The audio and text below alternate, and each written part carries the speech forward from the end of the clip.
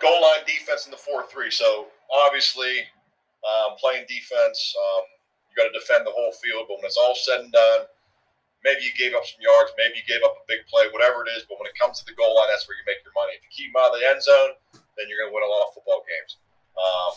So let's look at this a little bit. What do offenses try to do in the goal line? That's where you got to start, right? If you know that, then you know what to defend. You can kind of hang your hat on certain things and stop what they do best. Number one, usually offenses try to get bigger personnel in the game, right? They're going to get big. They're going to bring 2 tight ends and 3 tight ends and 2 backs. Again, traditionally, usually that's what they do. Even if they're a spread team, when it gets down to it, they're going to try to muscle up. For the most part, there is sometimes some teams that'll stay 10 personnel and try to do it down there, but good luck to them. I think, when it gets down time to win championships, the teams are going to get big. Number 2, pick plays. I put pick plays, offensive calls, we call them pick plays. Offensive players call them rubs, right? But let's all face it. We all know what they are. They're going to, pick our guys and try to get guys open and hope the officials don't call it. So that's okay. We know that. We're going to play against it. We have certain, coverages. If we're playing man, well, we're going to make sure that we can pass those routes off, or we might play, an eyes coverage or hot coverage down there to be able to play those pick plays. Third thing, they run a lot of one-man routes, right? Fades, whips. They're going to try to isolate their best player, possibly on our worst, or just their best player in general. Single him up, put him on a linebacker, and let him win and throw him the ball. So, again, we know that. We're going to prepare for that to take their best player out down there. Traditionally, it's gap schemes. Again, offenses get big, they tighten down, they don't want any TFLs, they don't want any run-throughs, so they're going to try to block down, kick out with either a fullback or a guard, and increase the defense that way. Again, traditionally, that's what offenses try to do.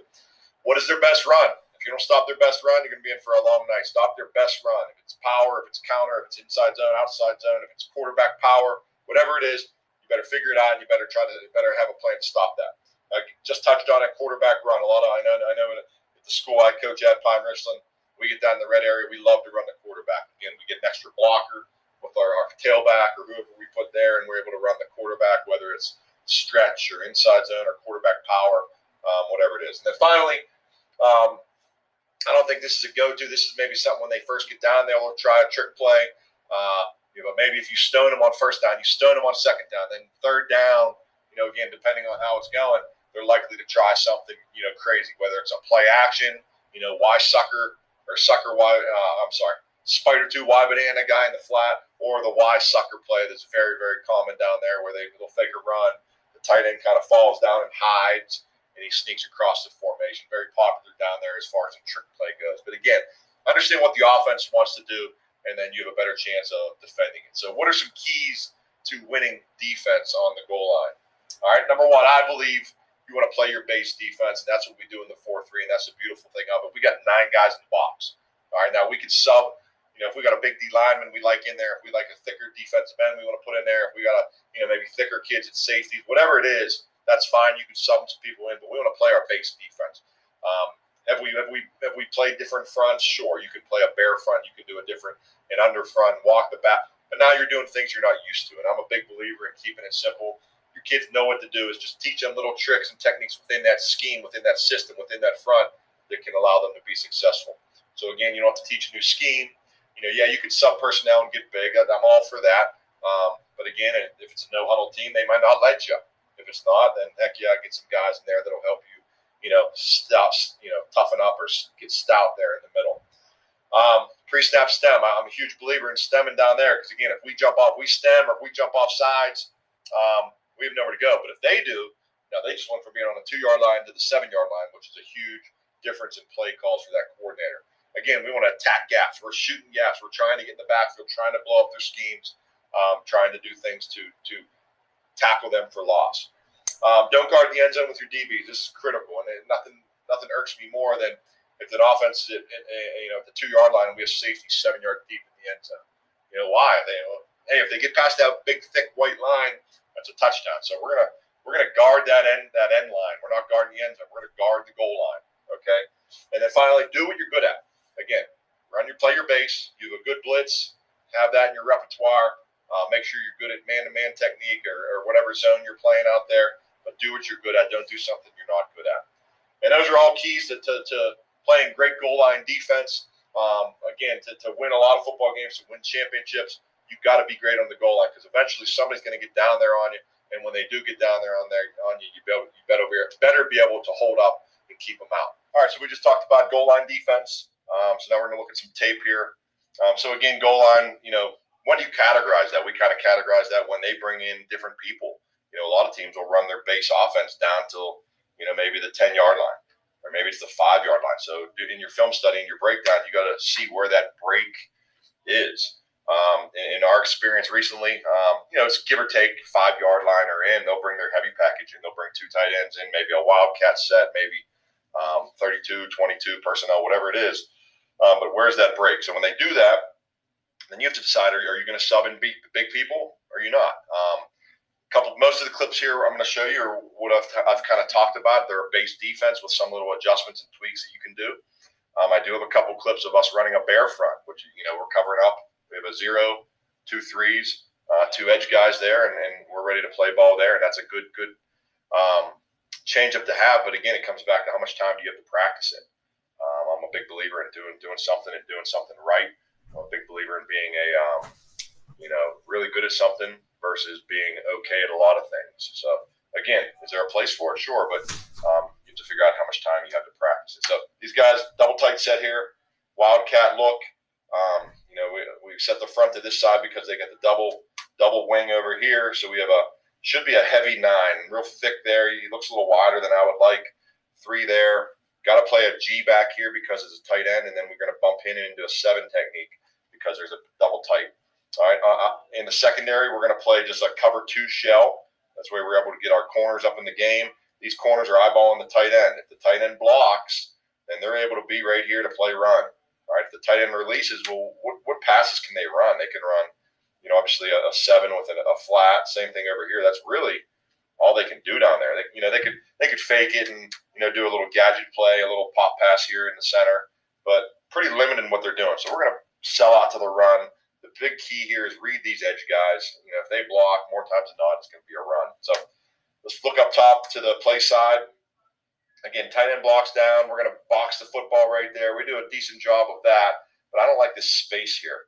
If you go back, I'd like our defensive end, our 9 technique, to be a little thicker right there. But I love how our Falcon fills his C gap right there. All right. I love how our Mike gets downhill, gets into the backfield. All right, our corner.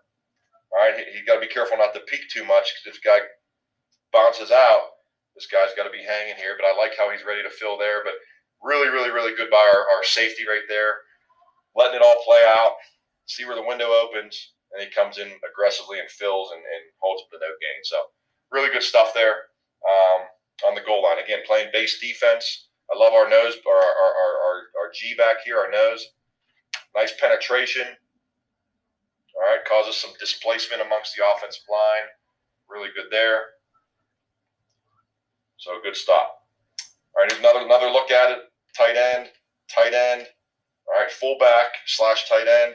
Obviously heavy tendency to run this way. They could always go counter back. All right, so you got to be aware of that. You got to be coached up back here. These 3 guys got to be, slow, or they got to make sure they see, the triangle. If they're going to run this way, the guard's going to pull here. If they're going to run counter, the guard's going to pull here. So you got to make sure those guys are disciplined. But we're going to be ready to go over here. We actually run a spike stunt, so our 9 technique's real thick. We're anticipating this tight end blocking down, and we're anticipating this fullback tight end kicking us out. So we're going to go and get in that tight end wing gap, all right, which will allow now our Falcon to come right outside of that, all right, and put a nice edge to the defense there. All right, really good getting thick here by our defensive end. All right, good by the linebacker coming and filling. I wish he was a little bit lower. All right, he's getting banged around in there, but nonetheless does a good job of taking on the block, all right, and taking on the ball carrier there. All right, guard pulled. I'd like my Mike. So once that guard pulls, my bandit's going to be in that backside. Hey, my Mike needs to be a little bit more over the top here. He kind of buries himself in there and gets lost. We don't like that run fit there. And finally, got our safety back here again. We tell him we don't want you back here. Be right here about the goal line, ready to defend that goal line. Don't defend the end zone. In case that would pop, he's ready there to make the play. So again, a decent stop there down on the goal line. Here's actually, this is sequential. This is the next play. So same exact formation. All right, same exact formation. I'm guessing they're going to run the same exact play, and they do. All right. Really, really, really good by our defensive end here. You know, when these guys go down, we want to get on their hip, get on their cheek, and wash that down. All right, he does a good job of getting in that tight end wing gap right there, just causing displacement, all right, which is going to make it tougher for this guard pulling. All right. Again, we do a good job of from behind. Here's that run through I was telling you about when that guard pulls. Here's our bandit coming in the backside A-gap run through right there. He actually gets a piece of the back from behind, which may have helped keep him out of the end zone here. You know, again, our front side linebacker does a great job of being aggressive and filling, but he just needs to get a little bit more oomph behind him, maybe get a little bit lower pad level. But again, our safety's right there, all right, unblocked, to kind of fill and keep him out of the end zone. All right, and again, fourth down, this is a nice sequence here. So you got to assume they're in the same exact, similar formation, but now they put the one tight end that they had over here, he's over here. So we're assuming, you know, we had pretty good tendency they're going to run this way. So we did the same defense. We're lined up the same way. We're set this way, except we're running one of our post-snap movements, our tough stunt. So we're actually going to tough back to this tight end here. Just because that was a game plan thing. We felt they were going to go back that way. We do it. And we get some nice penetration and actually get a nice minus 3 or 4 on fourth down and goal, which is a big stop, you know, in this game here. Again, base defense with some little adjustments. Now, a couple other things you can do. Add to your repertoire, and we don't do it too often, but if they're really down in, I'm talking the 1 yard line, half-yard line, we can move both our tackles into the A-gaps. We can sub them. All right, we can move tackles in the A's. We can put our ends and B's and pinch all 4 of them. You know, again, just trying to make that ball spill outside. So little things like that. But again, I'm a big believer in playing base defense. So again, here's a front set up here. I believe we're going to run our stunt this way. This team was a big, when they were in this, we call this deuce, 2 tight ends with a wing. They were big in running the ball weak here. So again, we were playing the odds. We kind of slanted weak into that and did a good job of keeping them out. Good end zone copy.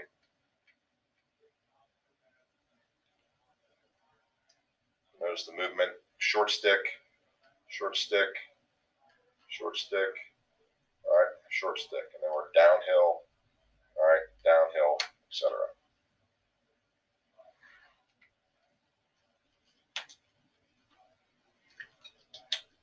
All right, similar deal, except they have the receiver out here. All right, so we set the front up here to the right. All right, and we're actually down the bottom here. All right, we're going to spike our DN, and we're going to bring this corner. Again, what really could they do? They could release a tight end.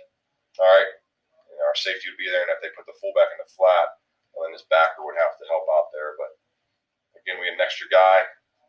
Nonetheless, they run to the strong side. All right, our 3 technique is getting doubled here. All right, probably needs to have a little bit of lower pad level.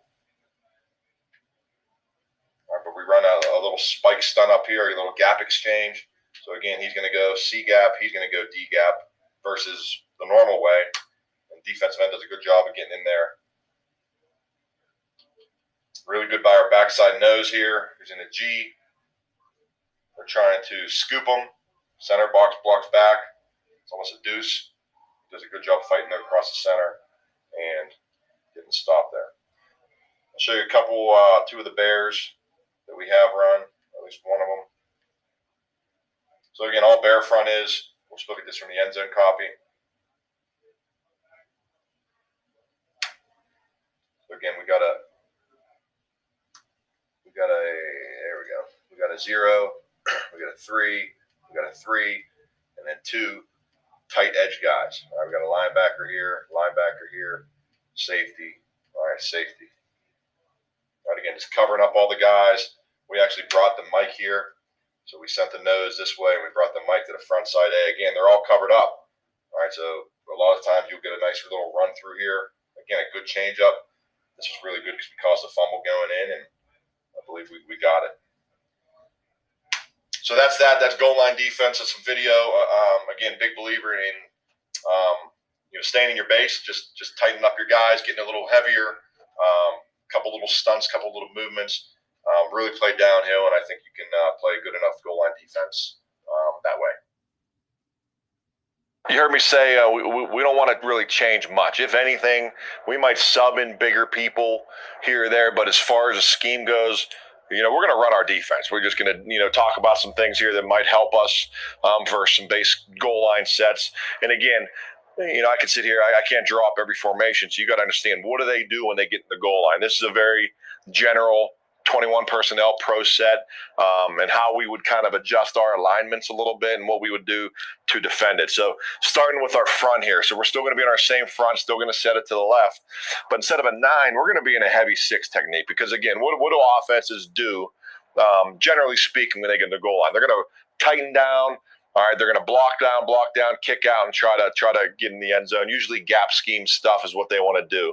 But long story short, they want to protect. They don't want any run-throughs. They don't want any tackle for losses and all that good stuff. So we're going to tighten him down, because we're assuming this tight end's going to go down. We're going to be a real nice, thick 3 technique like we would. This nose, again, would be very much based on game plan. If generally speaking, if they're like this, we'd probably have them in a shade of the center, because, again, more times than not, they're going to run their best plays, and more times than not, they're going to run to the strength. So we want to play him in a shade. Now, if they were a team that likes to run weak, or maybe if the fullback was weak a little bit, we'd play him in a G. But again, you don't know that until you get out there. Backside here again, though, we're a 5 technique, but we're going to be a real thick, heavy 5 technique, again, assuming that he's going to block down and we can get thick off of him. Again, you want to create as less space as possible down here. All right, and again, this is base defense. Our linebackers are ready to go. They're ready to fill their gaps. Again, they see run, we're reading the triangle. If the guard pulls, then we need to be appropriate, have appropriate fits there. But long story short, we're looking to get downhill and attack right now. So again, if they run power and they go, block down, pull, well, then we need to be here. But we want to be downhill. We want to be aggressive. We're looking to get run-throughs to get a tackle for a loss. Now, the beautiful thing here is with our defense, we have 9 in the box. So we have 2 extra defenders here ready to help out. So, again, field safety's reading his 2. And, that takes into consideration these guys are manned up. They're locked on. You got to be able to hold up on the outside. But, again, this is goal line. This is 2-yard line. We got to stop him. He's reading his 2. He's in a good leverage here, 2 yards outside. But he's going to obviously move up to a little bit less in linebacker depth, so maybe 7 yards. Again, 9 times out of 10, this tight end's going to block. He's got to see that, though, because if the tight end releases on play action, well, that's his guy. So, again, comes back to that, good eye discipline. But assuming he blocks, he goes down, or he blocks on, whatever it is, we have our extra hat here. Now, again, he doesn't want to come up necessarily, because we don't want the ball to hit here, but he needs to be in a good position here that if the ball hits, he's our extra hat here. If the ball hits here and bounces, then we need to be right here. Because, again, in a perfect world, they're down. Our end's going to be here. That's where the seam's going to hit, and that's where we need to be. Again, backside, same deal. We have an extra hat here if they'd happen to run strong. He's extra here for cutback, or if the ball would continue, then we can get him into the run fit as well. All right, so, again, that's a general spread set. Let's talk quickly about pass here now. So we'll just stay in maybe a more common, maybe passing kind of formation in the goal line. A lot of teams will do something like this. They'll go 2 receivers. Whether they're shotgun under center, really doesn't matter. Well, let's stay under center. Put it back there. We'll say, the fullback's offset, and they're in a set like that. So they're going to throw the ball. And, a lot of teams down here, there's not much time. The field's condensed. But if we're playing our normal defense here, all right, and say we're playing base, that's all well and good, but any type of pick routes, any type of slant, arrows, they might have a little advantage there. So we got to be smart and be able to have some answers out here, whatever that is. So one thing that we would do, and one other adjustment you can do if they come out in something like this, and this is a pressure that we really like, is we could run our 6-man edge pressure.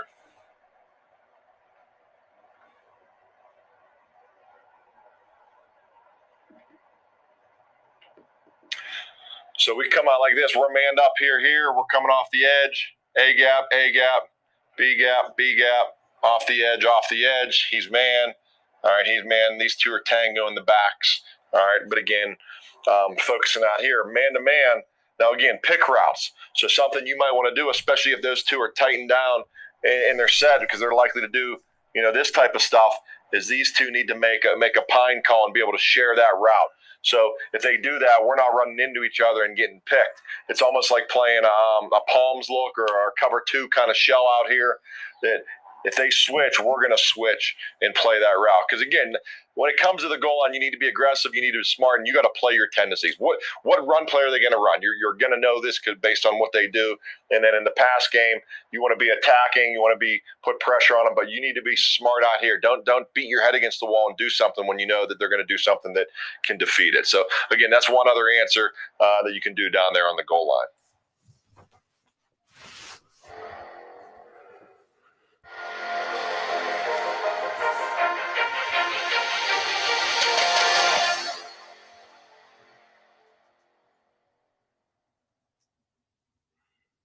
All right, now we're going to talk about defending the red zone. Again, yards really don't matter. All that matters is points when you're playing defensive football, and the red zone is a critical area of the field. Obviously, that's when they cross the 50. They get into your territory. Things start to get tightened up. They move the ball a little bit. So what are you going to do? Coordinators, I think a lot of them develop certain tendencies down there. They have a certain way they play when they get down there, and it's up to us to study what that is. But I think generally speaking, a lot of football teams, offensive football teams, are very similar when they get down there. So this is something we kind of talk about all the time as a staff, as a team. Defending the red zone is the most important part of the game, especially the defensive game. It relates directly to points given up, which is all that matters. All right, as a defensive coach, as a defensive system, as a defensive team, you want to eliminate clutter. You must defend the last 25 yards of the field. All right, so where is the red zone exactly? I think everybody knows that. This once they cross the 50, we kind of categorize as the fringe, 50 to the 25. All right, they just got to play. They got to cross the 50. They're no longer backed up into their own end. So I think their mindset changes. There's a sense of safety maybe. All right, things are working out. They may have got a first down or two, and now they feel like they're rolling a little bit. So in the fringe, and we'll talk about each of these areas, I think there's certain things that teams do. There's different plays they run. The high red zone, the 25 to the 13, again, that's down now. In high school, that's really the field goal range. It's a 25, 35, 42-yard kick. I think it's safe to say that at the high school level, that's probably the extent of most kickers. I know some can make upwards of 50 yards, but not most. So once they get to that 25-yard line, that's where it gets real. That's where points are near for them. That's where they're probably getting into the mindset. All right, even if if they're not going to kick a field goal, it's 4 down territory. So that might change their mentality as well. If it's first down and 10 and you hold them to 2, now it's 2nd and 8 where they would normally throw. They might still run the ball and get to a 3rd and 5 because they know they're going to go for it on 4th down or whatever the situation is. So something to think about there. And then obviously the low red zone, that's the 12 to the 5. Get a little bit closer. They feel probably confident they have a field goal in their pocket. And again, different things, will probably happen there. So what do offenses try to do when they get in the red zone? So that first part, the fringe, all right, going back again, that was once they cross the 50, so we'll say the 49 to about the 25-yard line. So offenses usually have a very strong tendency down here. All right, again, what do? They just got to cross. They're confident. They're feeling good. So a lot of coaches will want to keep that going. So they're going to run their straight-ahead run plays. They don't want to get, necessarily backed up any more than where they're at. I don't want to say safe here, but straight-ahead run plays for the most part. On the second side of that coin, there's a lot of coaches that the minute they cross that 50, the minute they get into that fringe, they're going to take shots. This is where now they're going to run that straight-ahead run play, power. Now it's going to be power, play action, take a shot down the field. So again, they just crossed the 50. As an offensive coordinator, they're probably thinking the defensive coordinator is getting a little anxious, getting a little, I won't say scared, but nervous that they're moving the ball on the defense. So he's going to maybe tighten up, maybe bring a pressure, maybe, do some things to be a little more aggressive. So the offense is going to try to take advantage of that aggressiveness. And again, gadget and trick plays. This is your flea flicker. So again, off that straight ahead run play, he's going to take it, pitch it back to the quarterback, take a shot, reverses, things like that. Again, they're feeling confident. They're in a good area of the field to do that. If they would turn the ball over, they're not on their own 10, 12, 15, 20-yard line. So again, that fringe area, again, you study that. You break it down in your breakdown, 49 to 25. Might be within a 3-game breakdown of a team you're playing. Their 3 opponents. That could be anywhere, from 10 to 30 plays. What is their tendency in that area? And have a specific, calls for that. All right, the high red zone. All right, the high red zone, 25. All right, again, I'll go back to the diagram. High red zone, 25-yard line, roughly to the 13. All right, so the high red zone.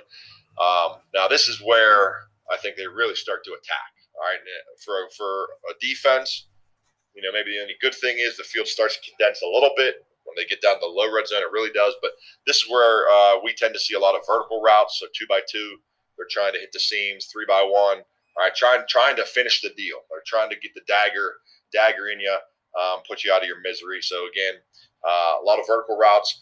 Quarters defense, you better expect quarters beaters. All right, what are the quarters beaters?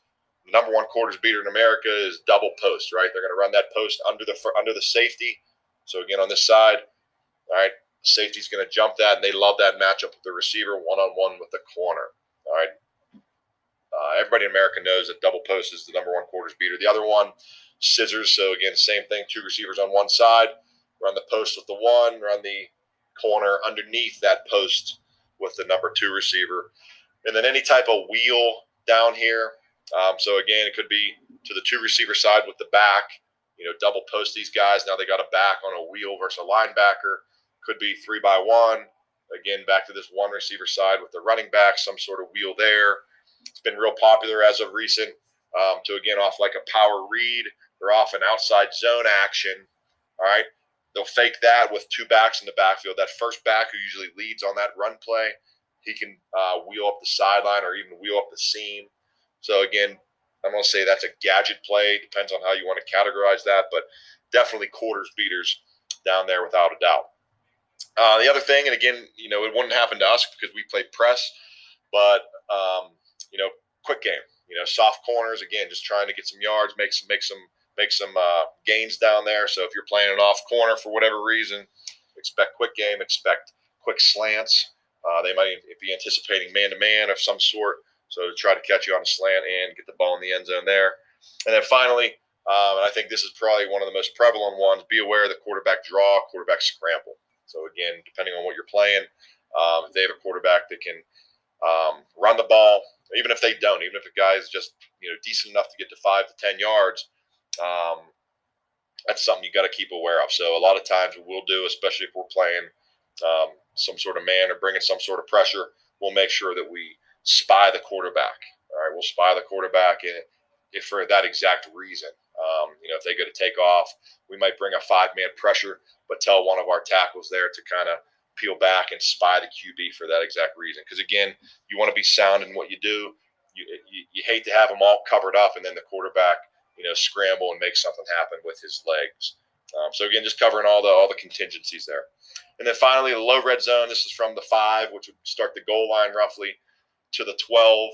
So we hate to have this area, but we kind of like this area because the defense, the field is really shrunk. All right, and we think that's in the defense's favor. So we can play really aggressive. We don't want to back up. We don't want to backpedal necessarily because there's really no room behind us. We like our eyes coverage down here. Off man eyes, looking at the receiver, looking at the quarterback. Because again, there's not much room. They really can't throw the ball over your head per se. They can't really double move you per se. There's just not enough room or time down there. Be aggressive. Offenses love isolation routes to their stud receiver. Whatever that is, that could be their outside receiver. More times than not, they'll move their stud receiver inside, isolate him on a linebacker, and run some sort of, double move. We call it a whip route. He'll run like a fake slant and go back to the flat. He could do the exact opposite, run fake into the flat, come back to the inside. That's been very popular. Snag 7's a very popular concept down here. So number 1 on the little snag route, number 2 on that corner. Okay, and then a bunch of quick combos, like I mentioned. So, double slant, slant arrow, fade. Again, quick out, which is kind of that same as isolating your, their stud on your linebacker. All right, so quick combos down there. And then kind of what I just alluded to in 2x2 high-low combos, which again is kind of that snag 7 deal. Even on in the middle of the field, a lot of teams will try to isolate your Mike linebacker. They'll run a shallow in front of him, knowing that he's going to be really aggressive, and then they'll try to run some sort of dig or end line route behind him. And then you can't forget, any pick routes or rub routes. And, you ask a defensive guy, they're picks. If you ask an offensive guy, they're rubs. Either way, they're probably illegal, but nonetheless not always called, so you have to prepare for that. So as a defensive coach, I think you have to have a plan for that. And if you think you're going to get out there and just play cover 0 man-to-man and think your guys are going to hold up and be able to cover them all the time, I think you're mistaken. I think you have to have a plan, whether it's a version of a palms coverage down there or cover 2 or an eyes coverage. So when they do run those routes, when those receivers do tighten down, then as a defense, we can pass those off. We don't have to run with that and worry about getting over the top and running with our man per se. All right. 3x1, we tend to see a lot of floods. And what I mean by that is just flooding the zone. They're going to put somebody short, somebody in the middle, and then somebody on that back end line. Usually this includes a sprint out action, right? They want to get the quarterback on the move. So again, a fourth option would then be for him to take off. So you better make sure you have the flood zone covered, right? The short, medium, deep. And then you better make sure you have a linebacker scraping over the top, ready to take the quarterback so he cannot scramble into the end zone. And then finally, screen game. Again, offenses know that we, as defensive coaches, like to run man down here in the screen game, especially the tunnel screens to the receivers, inside or outside, have become very, very popular. If they can block the guy playing man-to-man with a lineman, they feel pretty confident that they can get in behind it. So that's why we are pretty aggressive down there. Whether we're playing press man or whether we're playing eyes coverage, we can at least see it coming. We'll do some things with our defensive linemen times, like I mentioned, with a spy or even a double drop by our tackles that we looked at in our 6-man pressures or our replacement pressures to play that exact screen game. So, again, it all just comes back to having a plan, studying their tendencies. What do they do? What could they do? And being ready to go and having your kids coached up. So some keys to winning in the red zone. All right, kind of mentioned this already, but we want to put pressure on the offense. They're feeling confident. They're feeling pretty good about themselves. They're moving the ball. All right, so again, I think the number one thing we want to do is take that confidence away. So we want to put pressure on them. We want to dictate the game. All right, number one, first and foremost, we do not want to give up a touchdown. All right, that's detrimental to us. And with that being said, giving up a field goal is demoralizing to an offense. So with all being equal, we don't want to give up any points. But if we give up anything, a field goal is what we will give up because, again, to us, that's a win. All right, to an offense that is demoralizing. They're upset they didn't get in. Whatever happened. So we feel that that's a win. They got down there. So let's make the best of a bad situation and hold them to 0 points or a field goal. And how do you do that? I think you really, really got to work on. You got to practice. You can't give up big plays. So you can't let the ball get thrown over your head. You got to run to the football, which prevents long runs usually. And you just got to be smart on the gadgets and the trick plays, and that just comes with practice, and it comes with educating and teaching and coaching your team that when they get into this area, they might do this, and that involves you as a coach reminding your players, reminding your defensive captain or your DBs, whoever it is, on a play-by-play basis. Depending on where they're at, reminding them, hey, watch the double pass or the flea flicker or whatever it is when they get into this area. So that's that. That's the red zone. Again, a very critical area of football. Offenses, when they get there, tend to change their personality. Tend to take some shots, tend to try to get anxious and get the ball in the end zone. They get excited about it. So us as defensive coaches, we need to be ready for all things. Have our kids prepared. Play sound, defensive, yet very aggressive football, and keep them out of the end zone.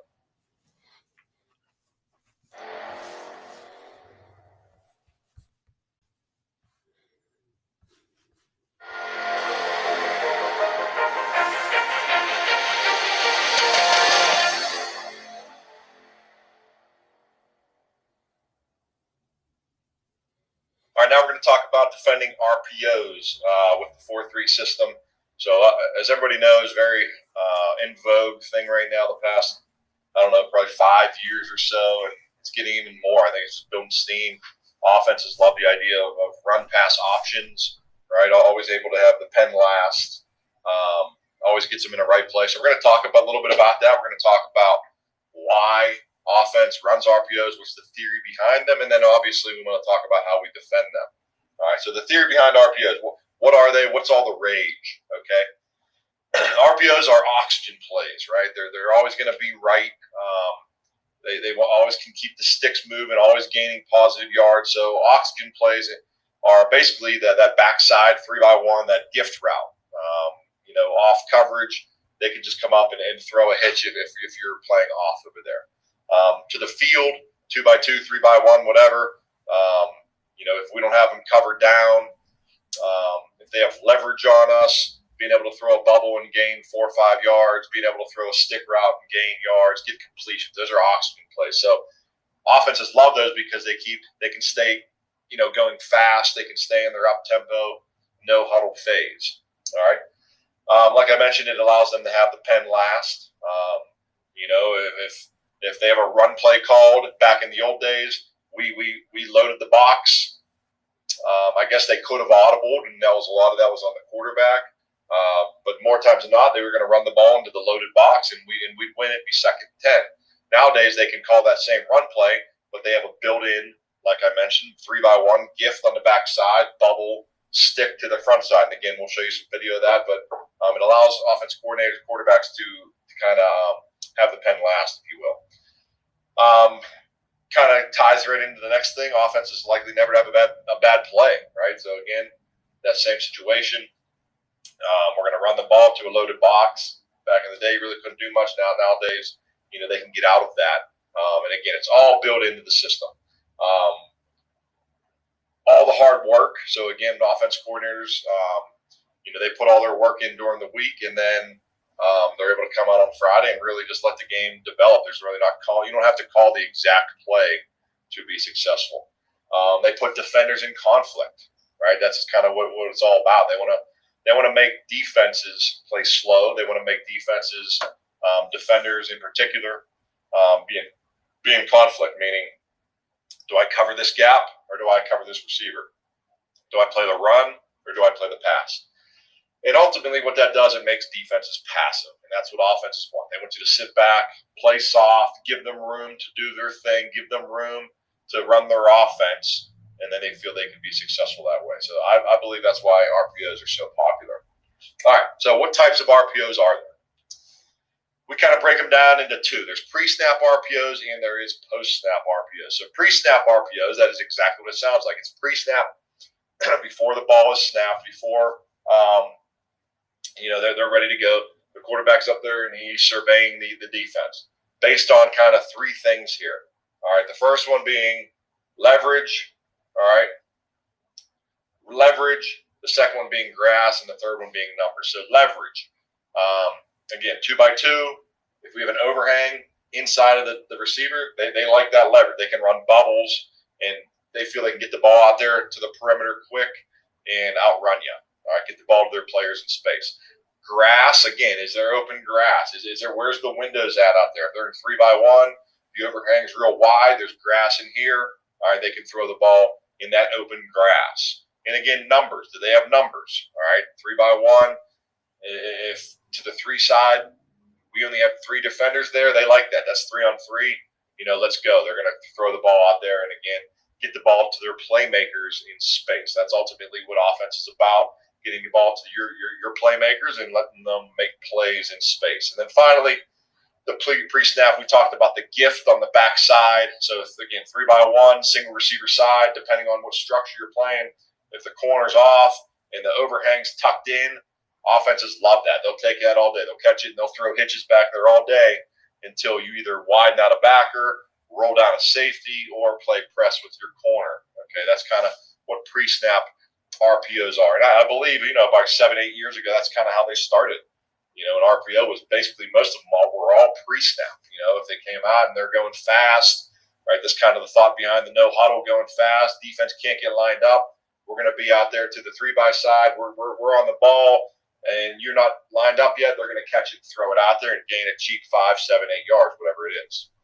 So that evolved then to what we call post-snap RPO. And in post-snap RPOs, there's a couple different kinds here. So first one, middle field's open. So that's a 2-high shell. Middle field is open, 2-high shell. Middle of the field closed. You have the safety in the middle of the field. And then thirdly is your linebacker alignment. So offenses will look, if it's a middle field open, they're likely to read one of your safeties. After the snap is snapped, they're going to read a safety. Does one roll down? And if so, maybe they'll throw something behind it. That would be a post-snap RPO. All right, middle of the field's closed, which means you have a safety in the middle of the field. Now they might read one of your overhangs or maybe your mic. If it's a 3-by-1 set, the mic's plussed out. They could read the mic. They could show outside zone the one way. If the mic plays a run, they're going to replace him, with a route. And that's kind of, takes us to the third thing, linebacker alignment. You got to think about where your linebackers align because offenses are studying that pre-snap. They're studying that. If he's tighter, if he's wider, now we're going to read him post-snap, and they have different routes there to throw. So with that being said, pre- and post-snap RPOs, there's also second level, all right, and third level RPOs. So the first one's second level RPO. It's kind of exactly what I just talked about there. They're going to read a second level defender. So that's oftentimes our linebackers, right? So they'll show run, linebacker fills the run, they throw the route behind him. So again, always being right, having the pen last. It puts that linebacker, they're going to read that linebacker that's in conflict. All right, and they often do it with slant routes or spot routes. So again, we'll look at some film on that. And then the third one or the second one would be a third level RPO. So again, first level is D-line, second level is linebackers. Third level is your safeties traditionally. So they're going to read that third level defender. All right, again, put that safety in conflict. A lot of times, in a 2-high shell, teams are going to roll down weak or strong rotation, and that becomes the extra defender in the run game. So if we're running, say, counter to the weak side, we can block them all.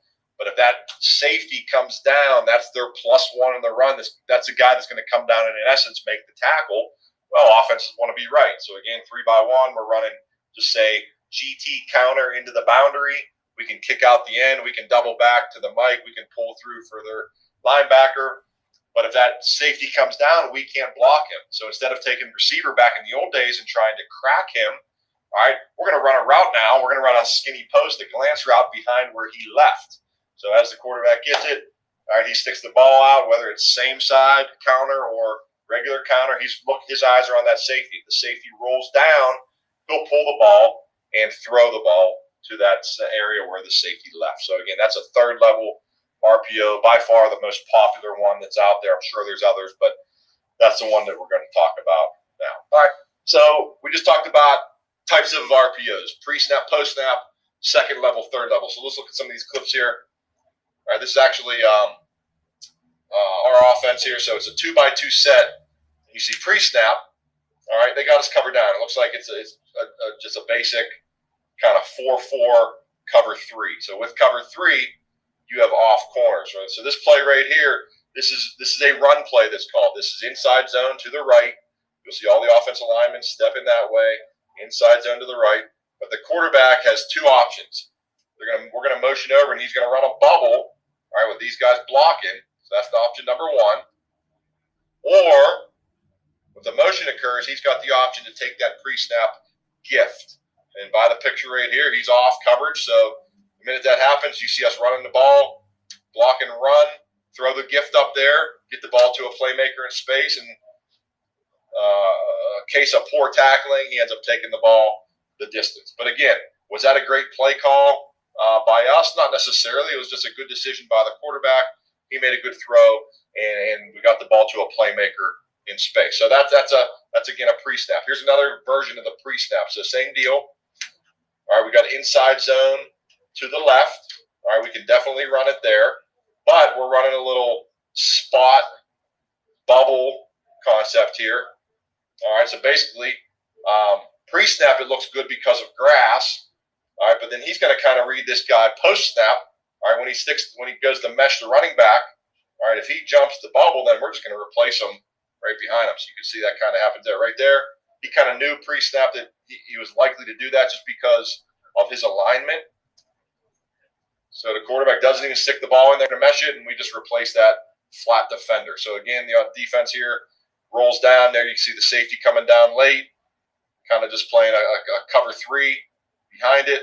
We replace it and get a very nice gain on first down. Again, with tempo, etc. So a couple different versions here, just kind of looking at these RPOs. So here's another one, 2x2. It looks almost like a cover 0 look, but again, down the bottom, when the motion occurs, all this space that as a defense you can't give them because they'll take this gift all day long. And again, they got the ball into their fast kid versus your kid, and I guess we'll see who's better here. So again, from an offense standpoint, this is ideal. All right, from a defense standpoint, I don't like this at all. That's why we press on the outside because we take that away. All right, a couple more here, and then we'll get to some answers on how we're going to stop it. All right, so same deal here, 3x1 now. So the play is inside zone to the left. All right, and up top, again, we're going to run that spot bubble concept, kind of reading this defender post-snap. So stick the ball in the mesh. All right, so this is a post-snap RPO. You see the mesh happening. His eyes are on this defender. What's he going to do? Is he going to hang here, or is he going to attack? All right, I think he eventually attacks, and then we throw the ball behind him. So again, this guy is in conflict right now. They're actually playing a trap corner to the field. They're playing trap corner. It looks like third. All right, so this is a lot like our roll coverage we talked about in our 3x1 adjustment. And this kid kind of, if he does it right, he should just hang out. He doesn't need to jump the flat defender because they got a guy in the flat here. But nonetheless, quarterback makes a good throw. We'll get a nice completion. All right. Look at one more here. Same situation. All right, so inside zone to the left. All right, you got off coverage to the boundary. All right, that's a situation. Motion occurs. All right, looks like he wanted to throw it down here to the bottom. But nonetheless, up top, he has that bubble. So when we motion, he would bubble. He's going to block. Nobody covered that, and they threw it out there. So lots of versions there, lots of different options for offense. But number one, why we press because we take away that gift. And then what we'll talk about here in a minute, and this is actually a good clip here. All right, so this looks like a 2-back set, but nonetheless, we stacked our receivers. So as a defense, you got to make a decision. You're going to walk your overhang out, all right, or you're going to keep your overhang in here to stop the run. All right, whatever it is, we like this. This is called numbers now. So we got 2-on-1 basically. Really don't count this kid. He's back about 8 yards inside. We think we can get the ball thrown out here, get this guy blocked before he can get there. So as a defense, we got to do a better job of showing that we're taking that away and then play this late versus the team we're playing here didn't. They said, you know what, we're going to stop the run, go ahead and throw it out there. So that's what happens. Throw it out there in the perimeter. Ball's in his hands. He's blocked. It becomes a one-on-one game with him and him. We're able to beat him and get in the end zone. So there you go. Now we got to talk about how we're going to stop those. So we'll go back to some defensive answers. We need answers for these RPOs, right? These offenses gain every advantage out there. So we got to, as a defense, come up with ways to stop them. So the first thing, and I alluded to it there, is you got to have leverage with your overhang. You got to be able to control the leverage of the overhang. All right. We'll show you here in a second, but we give him a box. So a box has 4 corners. So within that overhang, your Falcon usually, he has a certain alignment he needs to be in. He needs to be in that apex alignment for the most part. But within that apex, he has 4 areas he can go. He can show blitz up on the line of scrimmage. He can be head up on that number 2 receiver. He can be back apex where he normally is, or he can be tucked in further just to give the illusion of being tucked in. And the reason of that, that's all pre-snap movement. We want him to show something different to the quarterback every snap. And actually, to be honest, we want him moving around every snap. But at the end of the day, he needs to be where he needs to be to do his job. So we give him freedom of alignment. We want to change the picture for the quarterback and for the OC. And again, kind of every snap, he needs to do this. But then finally, with that being said, ultimately, he better be able to do his assignment versus being a great disguise. So if that makes sense, we don't want to disguise and then take us out of what we need to do our job. Okay, so leveraging the overhang is number one. Number two is stem your front. Okay, so again, change the picture. A lot of times, defenses with these overhangs, they're going to read the B gap defender with these RPOs. So if that's your, in an over front, that might be your linebacker to the weak side. But now if we stem opposite, that changes that read. So create indecision for the quarterback. Again, the worst thing you can do is come up, make the nice, pretty picture that the quarterbacks practice all week. I'm going to read this guy that's right there exactly where my coach told me it would be. But all of a sudden, now he's not. He's tucked in or he's wider. Our line's here versus being here. So the more you can do that, the better. All right, secondary disguise. So again, we want to hold our two shell. We want to give that same picture every single snap of the game, period. That way we're not giving anything away. We're disguising it. When the QB indicator or the snap of the ball, that's when we want to move if we are moving. All right, we don't always do that. So the QB indicator, that's something we study. Some offenses, that's a clap. All right, some offenses, that's the hand down to the center. In some offenses, that's a quarterback lifting his leg. In some offenses, it's something in his snap count. Okay, so we got to understand that.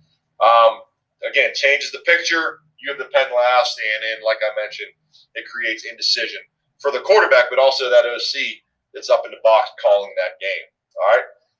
Another way to defend RPOs, and this is obviously probably everybody's number one way, is play man coverage. But the thing with that is, not everybody can play man coverage. They might just have better guys, but it's definitely something you can do that'll take it away right now because you have a man on a man.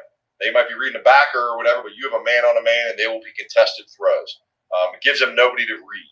All right, so we like that as an answer for sure, but can't be a steady diet of it because all of a sudden you're playing man coverage. Now they're going to squeeze down, and they're going to run their mesh routes and their pick routes, their rub routes, crossing routes, which then you have to kind of be ready to answer there as well. All right, take players out of conflict. So without playing man-to-man, we still want to play our base defense. How are we going to defend RPOs? We're going to take the players out of conflict. We know who our conflict players are. So we have to teach those guys, give them tools in their toolbox to get out of conflict. So one of those is the spike technique, which we talked about. So if I'm the field backer and I have that C gap, I can tell my defensive end and do a little gap exchange with my defensive end. He'll take the C and I'll take the D now. All right, or vice versa to the weak side, the bandit. If he's got the B gap and the end's in the C gap, he can give a spike call, allow the end to play the B gap, and now you can hang out in that overhang window and that RPO window a little bit longer. Another thing you can also do is post-snap move your defensive line. So same thing, to say a 3-by-1 set with the mic plussed out to the 3-receiver side. He's playing the front side B gap. We can take the whole D-line and slant them to the field, all right, to make him gapless. Now he's solid. He doesn't have a gap, so he can work out into that, match 3-stick window. But then you need to replace, one of those gaps with another defender on the backside. That could be a safety or a corner. You could play a hard corner back there, put the corner in the C gap, and play the safety over the top, whatever you like. Another way is to steal gaps somehow. So how do you steal gaps? So back to our stunts. You can muddy the front up, run in different games with your D linemen. You can read different defenders, just trying to gap, or I don't say two gap, but trying to steal gaps. So different stunts. You can make yourself right. Cut one gap out by stealing gaps up front with your D line. Run that tech stunt or the ET stunt, and then your linebacker behind doesn't necessarily have to fill that gap because it gets muddied out. All right, now we're going to talk about. We talked about what RPOs were, why people run RPOs, and then how to defend them. So this is a little more in-depth on ways to defend RPOs as a defense and things that will help you defend RPOs. Number one we're going to talk about is controlling your overhang. So I don't care if it's a 2x2. This is just an example of a 3-by-1 set here. I want you to focus on this overhang player. So again, we're playing skate out here, which is basically weak rotation. All right, but we're looking at this overhang. Offenses right now are studying this guy. All right, they're studying this guy out here, his alignment, and what he's doing pre-snap. So basically what we tell our overhang is that he has a box. All right, so he's here, but he's got a box here to move within. He can go to any one of these 4 points, and in fact, we want him to go to multiple spots before the snap of the ball. Because again, this quarterback and the offense coordinator up in the booth are studying his pre-snap alignment. If you go out there and are just static and are standing there, they're going to pick you apart. They're going to see where you're at. If you're wide, they're going to throw here. If you're tight, they're going to throw wide. If you're wide, they might hand it off. So whatever it is, you want to keep them off balance. So again, pre-snap, we might have him showing, pressure up on the edge, and then he backs out to here. We might have him showing press up here on the point to take away or at least deter them throwing a screen, and then he backs up to where he needs to be. Maybe he's back here showing a soft, static alignment, and then he walks up. Or maybe he's lined up here tight in the box, maybe showing like a roll corner, and then we're able to walk out. But again, point is, control your overhang, do a good job of changing his alignment, give him freedom of movement so that it keeps offenses off balance. Next thing is a stem. So again, we'll keep this same formation up just for continuity.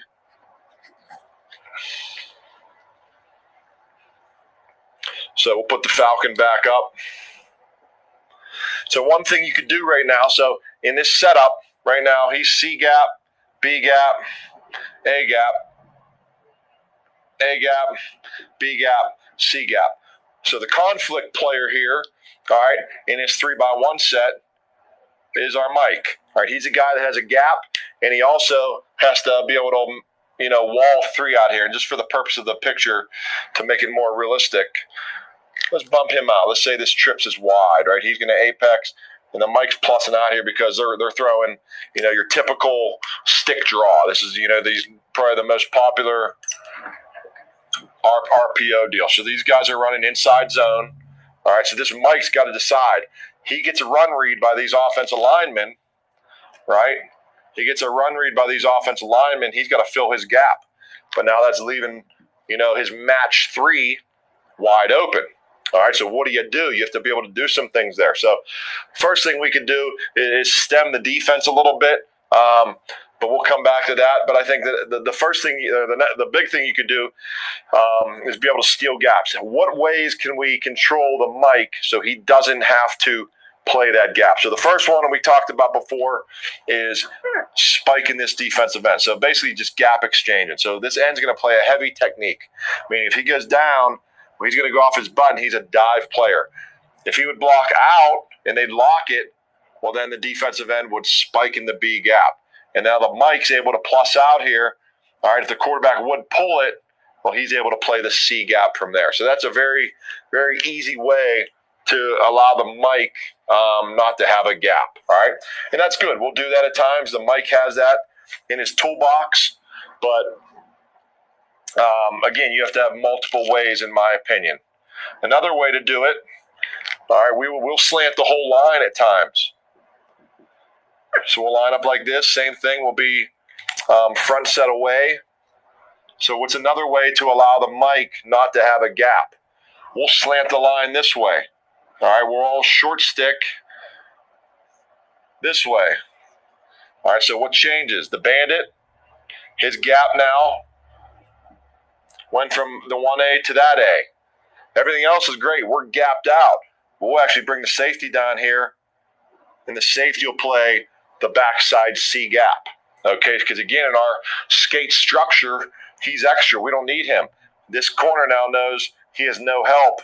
All right, so we'll sometimes bail him out. We can pre-snap bail him. We can post-snap bail him or snap him on the snap of the ball. Or we can just say, man, you got him, solo up. So again, that's another really, really good option to help yourself. A third way, again, without slanting the line, let me just erase these guys. All right, and again, a very easy way to protect the Mike who is in conflict here.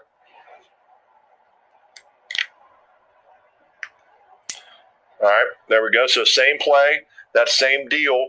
How do we get the Mike? How do we get the Mike from not playing a gap? So set the front away like we do. There's our gaps. So right now the Mike still has a B gap, so we can run a front side ET stunt. So very simple. We know the blocking scheme. Very high likelihood they're going to run that, and they're going to read our defensive end on inside zone. Well, we're going to call an ET. But again, we're not going to bury ourselves. If that tackle's down, we're going to go off his butt, and this guy becomes a dive player. He's going to tackle the running back. So in a perfect world, when that quarterback goes to set up and he's reading our defensive end, all right, our defensive end is crashing. He's going to tackle the running back. So that should force a pull. Quarterback pulls it, all right. Two things here. The nose is going to wrap nice and tight. He becomes the inside shoulder player of the quarterback. Inside out. All right, if the quarterback's, an athlete and runs here, then we got our Mike here to play the outside shoulder. All right, so again, another great answer. That's 3 really good answers to protect the Mike versus any type of RPO. All right.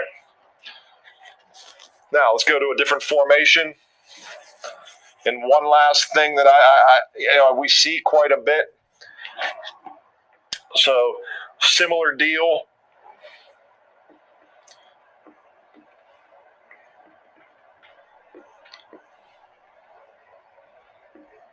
We'll just go, just for sake of doing a different formation, we'll go to a 2x2 set. All right, another kind of popular RPO.